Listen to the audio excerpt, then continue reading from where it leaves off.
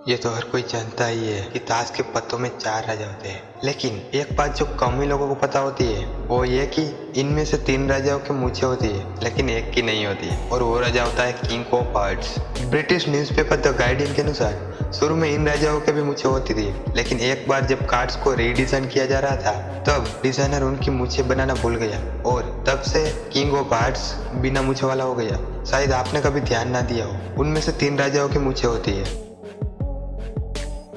Superman का नाम सुनते ही हवा से बातें करने वाले एक सुपर हीरो की इमेज माइंड में बन जाती है। और आपको जानकर आश्चर्य होगा कि जब 1938 में इस कैरेक्टर को क्रिएट किया गया था तो उसके पास उड़ने की शक्ति नहीं थी। ऐसे में वो ऊंची ऊंची इमारतों को जंप कर लेता था और अगले ही पल उसे जमीन पर आना पड़ता था। बाद में 1940 में जब एक नए कार्टून शो के एनिमेटर्स ने सुपरमैन को लेकर कार्टून बनाना चाहा तो उन्हें जंपिंग सुपरमैन बनाने के लिए बार बार घुटनों के मोड़ पर स्केच ड्रा करना पड़ता था, जो काफी डिफिकल्ट था। ऐसे में डिसाइड किया गया कि सुपरमैन के पास उड़ने की शक्ति होगी और उसे बार बार जमीन पर नहीं आना पड़ेगा। इससे सुपरमैन को नई शक्ति मिल गई और एनिमेशन भी स्मूथ हो गया।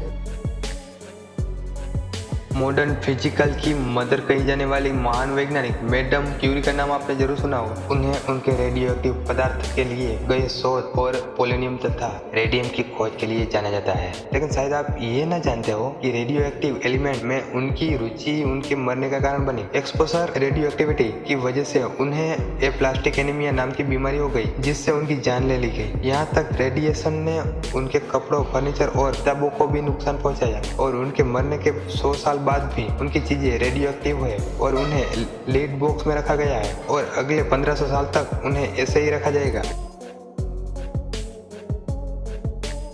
आईफोन का नाम आते ही दिमाग में एप्पल के शानदार प्रोडक्ट की इमेज बन जाती है, पर आपको जानकर आश्चर्य होगा कि पहली मोबाइल डिवाइस जिसे आईफोन नाम दिया गया था वो एप्पल ने नहीं बल्कि सिस्को ने बनाई थी। उसका काम बिना कंप्यूटर प्रयोग किए स्काइप की वॉइस फंक्शनलिटी को यूज करना था। इस डिवाइस के आने के 22 दिन बाद एप्पल ने अपने आईफोन की घोषणा की थी, जिस पर सिस्को ने कोर्ट केस भी किया था, पर आउट ऑफ कोर्ट सेटलमेंट ने दोनों कंपनियों इस नाम को यूज करने के लिए राजी हो गई।